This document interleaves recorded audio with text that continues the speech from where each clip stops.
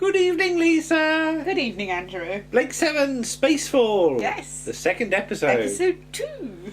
Which is from the 9th of January 1978. Yeah, so we're a bit ahead of ourselves with this one. And sees the programme pushed later in the schedules. Yes. Which you can understand. There's a lot of violence and implied violence and also implied acts as well. You know, I would point out that the 2nd of January was a bank holiday. Yes, yeah, so the schedules are a bit up and spout. Up and about. So beforehand, we've had Nationwide, and then at 6:50, Ask the Family, with the Buzzwells and the Pollocks. Woohoo. And if you want to see that episode of Ask the Family, It's on YouTube. It's on YouTube, uploaded by Daniel Pollock, no less, who was actually the boy on the team. The boy on the team. The boy with a knack. not quite. You're not fussed about Ask the Family, really are you? not fussed about Ask the Family. I might watch it because I quite like Ask the Family. But anyway, so 7:15 till 8:10, and then Panorama. Yeah, is that a longer slot? No, yes, it is, isn't it? 55 minutes. It's 55 minute slot. It's about 52 minutes. So I think the episode might be slightly over 50 minutes, but then obviously you've got continuity and stuff. But it carries on pretty much where we left off, doesn't it? Yes. That you get. Though the time frame's a bit weird during the course of the episode. Yes, and it's not going to get any better in the next episode either. Yeah. So we're still on board the London. Well, we know it's the London now. It wasn't called the London. It wasn't. No, it was just the prison ship, wasn't it? This is announced. Get a nice high shot with a camera crane. Yes. And this is directed by Pennant Roberts. Yes. And you said it's the first one to be filmed, is it? Apparently so, according to the book I've been looking at. What book is that? It's Liberation by. I've forgotten his name. It's Liberation. It's about Blake 7. Yeah, I've forgotten his name temporarily. It's Fiona Moore and Alan thing. Sorry, Alan, if you're watching this. I can't remember the surname. You'd have to look it up. Do you want me to look? Better look it up. Okay. But we should give some semblance that we know what we're doing. They've blown that completely now. So. Yeah, but if you look round the ship, there's bits of familiar set, isn't it? Yes, well, always is, isn't there? Yeah. Yeah, the only thing you haven't had yet is your BBC blankets, isn't it? So, but yeah, there's a junction box you see later on, which is familiar from the Ark in Space. Okay. That big square thing with the knob on it that you pull, and there's also the Keller machine control panel. There's always bits of the Keller machine all the time up on the wall. Okay. But you've got a few familiar sort of actors in here, haven't you? So who have you got? You got Glyn Owen. Yeah. Giving his usual good performance. Yeah. Leslie Schofield, who I've never seen give a bad performance. Alan Stevens. Sorry, Alan. And Norman Tipton. Yeah. So they're the sort of three on the flight deck, aren't they? They're the crew on the flight deck. And then in amongst the guards, you get Michael Mackenzie. Yeah, with a beard. Taro from Ace of Wands, which I do wonder if they did make him grow because of Ace of Wands. Well, Ace of Wands is now 6 years ago. 6 years ago, but there still might be kids watching. I don't know. And H, the one and only Harry Fielder. Yeah. Who's played lots of guards and things in his time. Yes.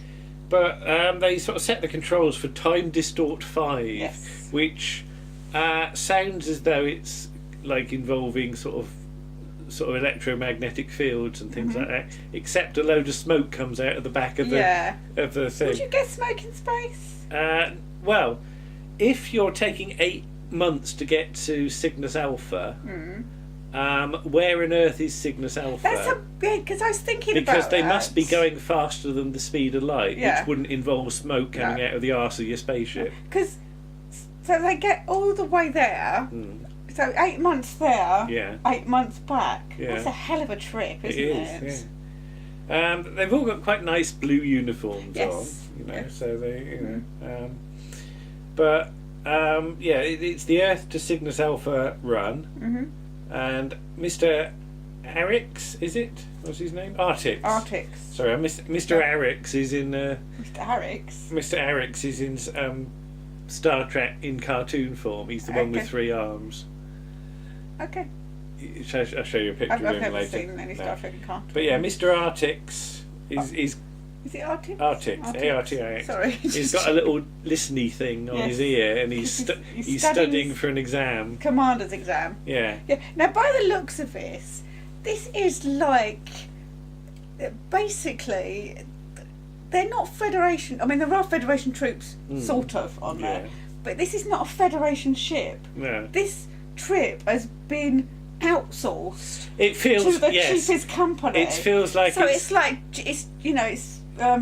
G4, whatever it's called. Well, it feels like it's been given to some company that probably didn't even have any spaceships when it started up. Yeah. But yeah, there's no meteorite activity ahead. They're warned about. Mr. Raker's told to give them the prisoners a pep talk. And he's also their told, duties. And they go out into the corridor, and the commander says to him, "There's a Leyland, female prisoner. There's a female prisoner. Be discreet. Be discreet. Not like don't do anything. Don't touch her." So it's unusual to have a lady committing crimes that get us sent to Cygnus Alpha, which I think is sexist, because I think ladies should be just as bad as men. Okay. And B, what's all this about? Be discreet. So basically, do what you want. I don't want to know about it. But and he wants a load of suppressants in the food as well. Because he wants them docile. But yes, 8 months there and back. 8 months there. 8 months there, 8 months back. Execution is allowed. If the commander thinks of it. Yes. But basically, they're confined to a mess, a sleeping bay, and a recreation area, and that's it.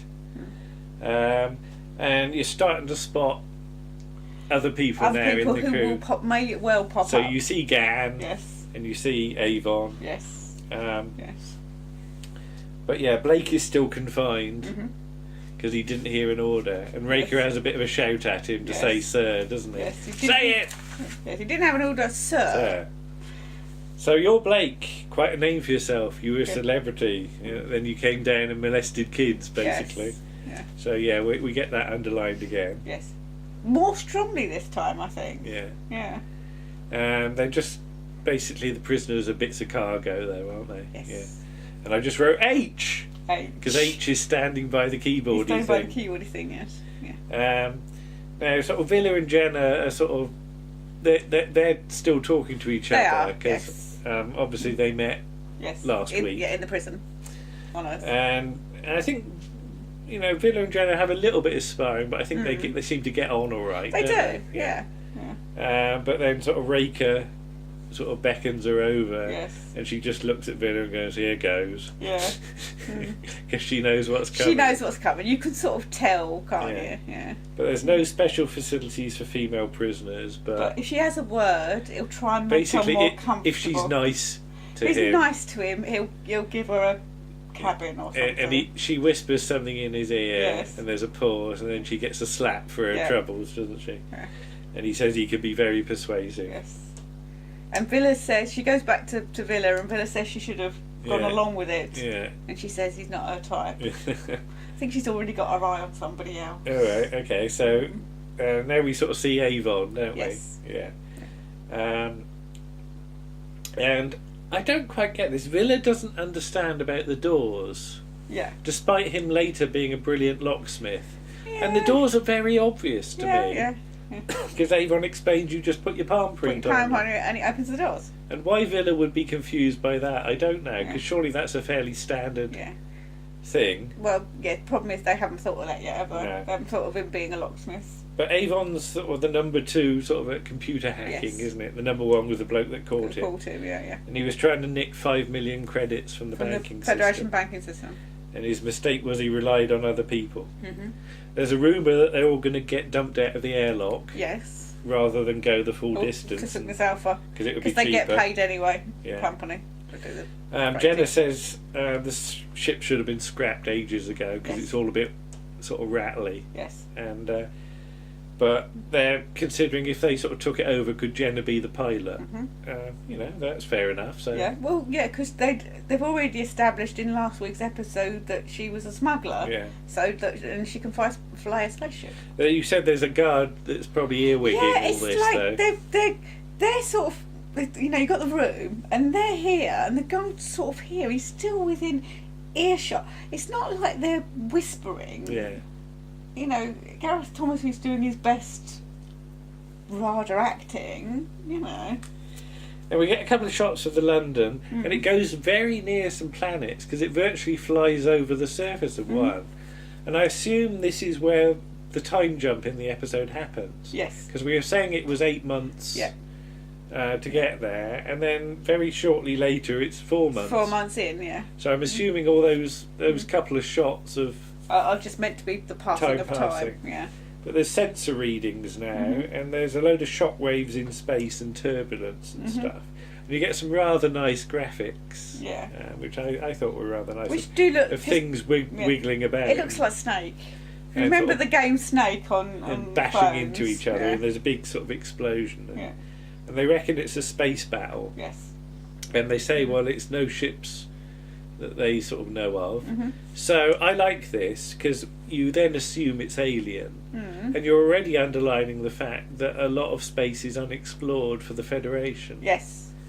It doesn't quite tie up because later on there are bits of sort of Federation space that have been explored that are dozens and dozens of sort of magnitudes further away than this, but. So you'd have thought in this space run that they do a lot. They'd sort of know what the area. Yeah. But again, it's been farmed out to the cheapest contractor. Just want to get there, dump their cargo and get off. Back. Yeah. But I like the idea that space is unknown. I just wrote good and put 2 ticks against it. If I was script editing that would be... That's the sort of thing I like. That because space... is very hard to describe just how huge it is. It's not like sailing ships between islands. What is it Douglas Adams says? Space is big. It's big, and it really, really is. Really big. And then Blake is on film. He is. As he's got in behind a wall, hasn't he? So there's like this sort of... access panel. Yeah, behind where they're sort of living. Between the sort of the bulkhead, the outer bulkhead, and the wall of where they are. Yeah. And there's a load of wires and tat, basically. Yes. Just to make it look like a sort of industrial kind of thing. And you said there's a handheld shot or two. Yeah, which is quite impressive for 1977. Then we see Taro with his beard, Michael McKenzie. Yes. You don't get a good shot of him at this point. It's not until later you get a better shot. And Villa's doing some conjuring tricks to distract him. So that Blake can get back out into the... How he got in there in the first place is not he did a trick. He did Every time they do it, he does a trick. You think these guards are a bit dim, don't you? Yeah. Federation guards always are. Yeah. It must be in the contract. Must be a bit dim and not being able to see out. Not have peripheral vision. But Blake and Avon are planning to get access to the computer. Well, Blake is. Yeah. He has to persuade Avon. Avon's got to be persuaded it's worth his time because, of course, Avon might be better off siding with the crew. With the crew. Yeah. But if they get to the computer, they can open all the doors and everything like that. There's more turbulence, and they sort of take a bit of damage. And then there's something big on the scanner which is drifting. Then you've got Villa, Gan, and Nova, or Vila, as Gan keeps on. He does call him Villa. He sounds like a blooming. Yeah. And the outer wall gets punctured, and a load of shaving foam sort of seals it. Yes. It's sealant gel apparently, but it does just look like shaving foam. It probably is just not that I know much about shaving foam. No, you don't know. Thank you. I thought you'd do that. Yeah, but Vila and the guard do some more magic. Yes. And Avon gets into the wall section. Yes. And there's a scanner on the wall, thankfully, the same one that we saw at the start of episode 1. Though it's not lighting up this one. No, it is lighting up. It's not so wibbling around. But Avon sort of gets in the wall and sort of gets into the computer room. Well, he gets to the computer room, but there's a technician in there, so he has to sort of try and wait to see if he's going to leave. Taro's clipboard is weird. Yes. It's got a load of nonsense space symbols drawn on it. It's like It's like in Pyramids of Mars. Yes. Those symbols on the wall in the pyramid. I was just trying to think which episode it was. Yeah. Yeah. But yeah, so Artix goes into the wall section because Villa doesn't want to. Nova. Oh, sorry, no. Sorry, what am I talking about? Yeah. Which is Avon backwards. Yeah, Nova is Avon backwards. Yeah, and I just put Action Avon. Action Avon, As yes. he has to have a little fight scene with the bloke in the computer room. Yes. The wall is punctured, and Nova suffers death by shaving foam. He does. Yes. So he's not going to be on the crew next week. No. And in the book Liberation by Fiona Moore and Alan Stevens. He makes that point that it's quite good because you're getting all these characters, and you think, oh yeah, they're probably Are they going to stay? and then they get killed off. Don't. Yeah. So it's quite good. It keeps you on your toes. But Avon has a look at the computer. He's got a big long proby thing, He hasn't has. it? It's like a sort of car aerial on a stick. It's not really a computer though, because it's all solid, isn't it? it's like a big switch box. Yes, it's not like software. It's like a sort of It's just a load of switches and relays and things. But the scanner goes out. And they're waiting for the door to open. Yeah. And it takes a while. But Gan and H have a bit of a fight. They do. Yes. Avon does a bit more fighting. H refuses to open the door, and it's pointed out they only need his hand. Yes. It doesn't have to be attached to the rest of it. Yeah. So he sort of opens his hand and presses it. You don't even need to press. You just put your hand on the panel, don't you? But yeah, so yeah, the prisoners sort of are through now. Yes. Rakers goes and has a look at the computer.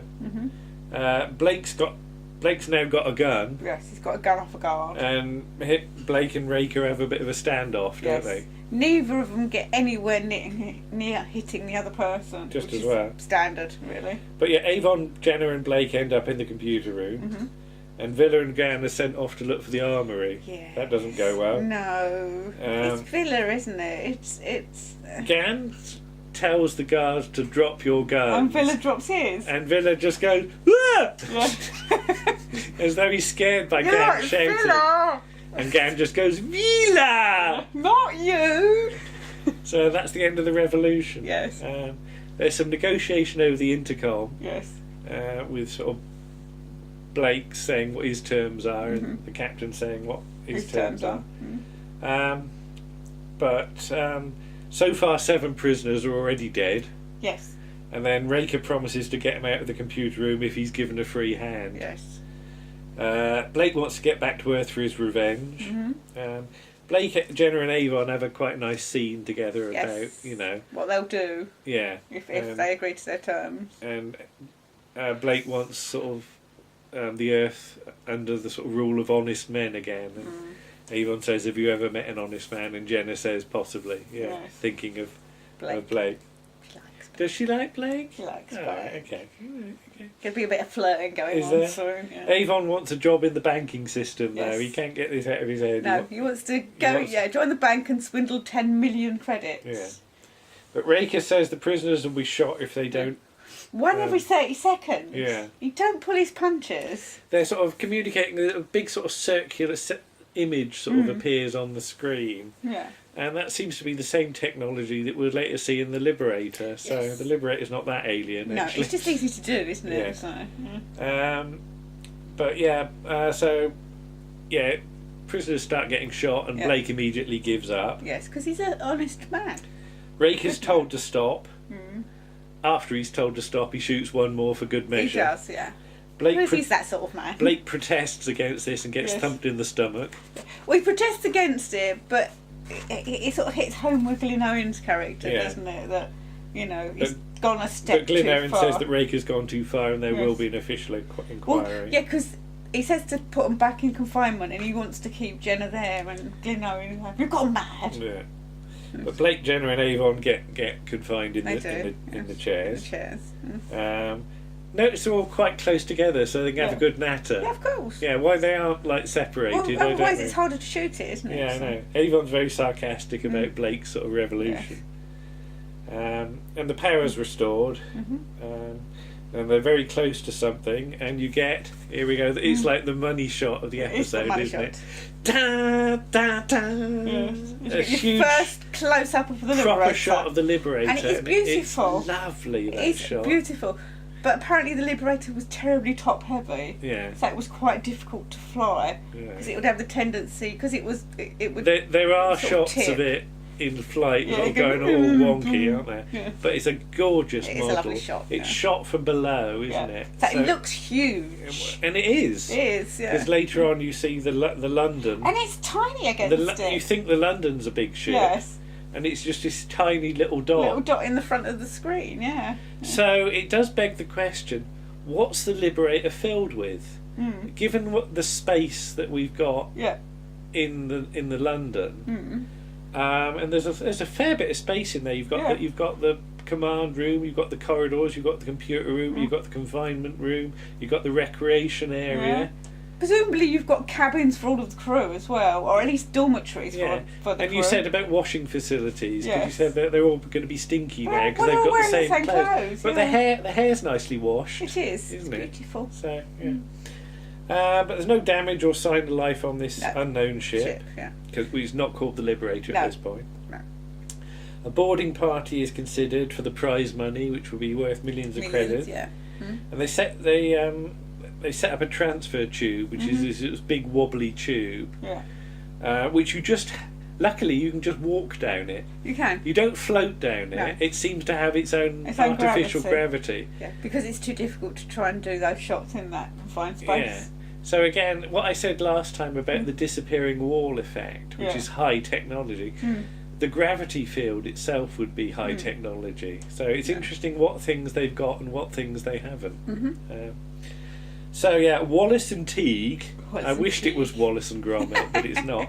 Are sent over. As long as he's not tumbling Teague, of course. Oh yes. So he's using a little bit. He does tumble. Are sent over wearing some silly helmets. Yes. Why do they need the helmets? They're not space helmets. If there's no visor over them. No, if there's there's no. They're just like old-fashioned motorcycle helmets with a bar up. They're almost like those American football helmets, aren't they? They are a bit, I suppose. Yeah. But there seems to be no purpose because there's no oxygen being fed into them. But here on the wall you can see the switch box from the Ark in Space, and also Planet of Evil. More film for the transfer tube. They go across, the door opens, and there's just eventually this bright light. Yeah, it takes them 3 attempts to get the door open, doesn't it? They've got to sort of try and pick the lock. They go in, they describe the flight deck, but you don't see it at this point. The atmosphere's okay, and then somebody is apparently speaking to them, and there's a load of static. And silence. And then silence. So Mr. Krell is sent over, the third crew member, and Mr. Raker's called for. They're sort of whispering, and then just screaming. Raker suggests that Blake, Jenner, and Avon go over. They don't get any helmets, but they do. They don't. But they do get some guns. Yes. But they have to be put into the airlock once they're inside. Yeah. Krell emerges mad, basically, sort of going for your throat. So Blake, Jenner, and Avon go in, and the weapons are chucked in after them. They're not chucked. They will be no good as they were placed. And then you see the flight deck.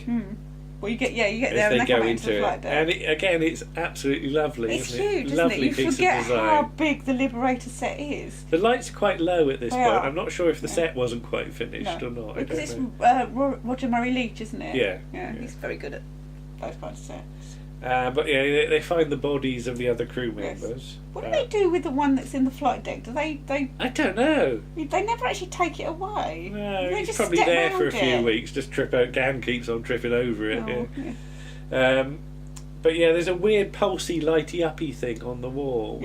This sort of grey thing with like it's got veins on it or something. It's a weird looking thing. It's like a sort of evil egg, isn't it? Evil egg. And everybody gets images of like their family, don't they? In their mind. Jenna sees her mother, and Blake sees what we presume is his brother. Yes, or his brother and sister, possibly. And Avon sees his brother, but Blake says, because last time about the tapes being forgeries. Yes, he knows that he's dead. He's dead. Yeah. But basically, it's a sort of defence mechanism, isn't Yes. it? And it's sort of psychic thing that Yes. sort of goes into your memories. Yeah. Raker comes over, Or starts to come over, and they notice on the panels that the life rockets have been launched on the ship, which is why there's no crew. Jenna, could she pilot it? Well, maybe she can make it start and stop, and she's given 2 minutes. Yes. So she is good if she can get it to do that. Raker and Blake have a bit of a shootout in the tube. Well, Raker's in the tube, Blake's in the airlock, isn't he? Because Raker shoots him in the shoulder. Yes. Then he gets closer and shoots again, and it's not clear where that shot goes. No, it's made to look like he shot Blake. Totally. Yeah. But Raker gets sucked off into space when they detach, and he falls out the tube. So that's a good stunt. That's a good stunt. Yeah, it's obviously not Leslie Schofield. And Jenna says, "What course are we on? Name it. We can go anywhere." And Blake says, "Let's go to Cygnus Alpha after the London and free the rest of the prisoners with a full crew. We can fight back." And the Liberator goes off into space as a drawing. Yes. Because there's no model shot of it moving at this point. No, at this point, no. And you get a static shot of space. The camera's just on it with some stars, having learnt not to do the tracking shot because it was all wobbly last week at the end. A fairly solid episode. I think. Maybe not quite as brilliant as the first one. No, different. It's different. But it's more setting up for the rest of the series, starting because this is the thing we have to think about, that this series doesn't. It's not all in position even by the end of episode 2. No, there's going to take at least there's a lot 2 more setup episodes of the whole thing yet to do. And I think that's quite brave to do that. It's not cramming it all in. No, it is. And as you say, you're not quite sure who's going to be on the crew and who isn't. No, because in the next episode, we're going to meet some other people who may or may not be on the crew. May not join in. It's quite sad that some of them didn't get to be on the crew. But again, it's down to, can you write for all these characters, and can we afford all these characters? And the answer is no, unfortunately. Okay. So next time, a visit. We finally get to Cygnus Alpha, don't we? Okay. And Brian Blessed. Yeah. Okay. We'll say goodnight then. Okay. Bye-bye. Bye.